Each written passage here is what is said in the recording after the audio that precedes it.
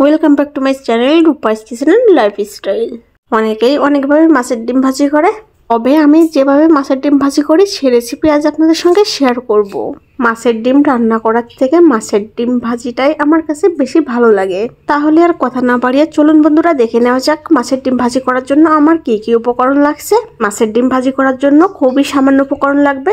একটি বড় সাইজের পেঁয়াজ কুচি করে নিয়েছি, একটি গ্লাস কাপ মাছের ডিম নিয়েছি, আপনারা চাইলে যে কোনো বড় মাছের ডিম নিতে পারেন। নিয়েছি 5-6টা কাঁচামরিচ ফালি। মাছের ডিমের উপরে সামান্য পরিমাণে হলুদ গুঁড়া ও সামান্য পরিমাণে লবণ দিয়ে দেব। হাত দিয়ে লবণ হলুদটা মাছের ডিমের সঙ্গে ভালো মতো মেখে নেব।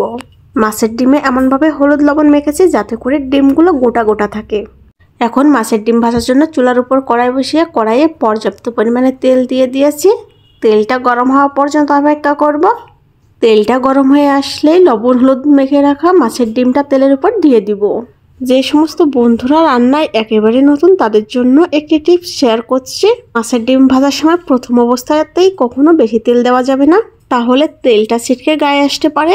আর এমনিতেও মাছের ডিম ভাজার সময় ডিমগুলো ছিটকে অনেক দূর পর্যন্ত যায়, সেজন্য খুব সাবধানতার সাথে চুলার জালটা একেবারে লো হিটে রেখে মাছের ডিমটা ভাজি করতে হবে।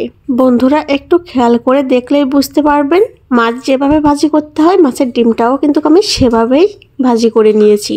এতে করে ডিম ছিটকানোর ভয়টা একটু কম থাকবে।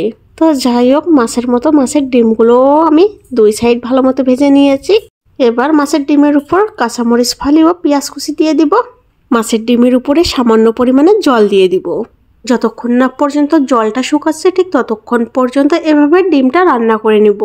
এতক্ষণে মাছের ডিম মরিচ পেঁয়াজ ভালো মতো সেদ্ধ হয়ে গেছে। ডিমগুলো এবার খুন্তি দিয়ে এভাবে ছোট ছোট টুকরো করে দিব।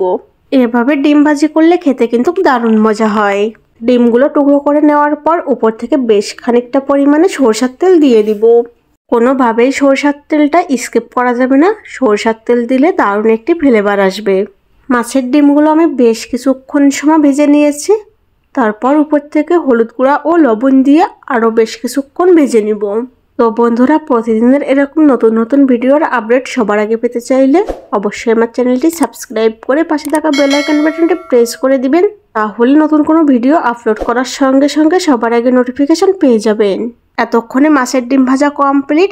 এবার উপর থেকে এক মুঠো ধনিয়া পাতা দিয়ে মাছের ডিমের সঙ্গে ভালো মতো মিশিয়ে নেব এবং চুলাটা অফ করে দিব। ধনিয়া পাতা দিয়ে মাছের ডিম ভাজি করলে খেতে কিন্তু দারুণ টেস্টি হয়।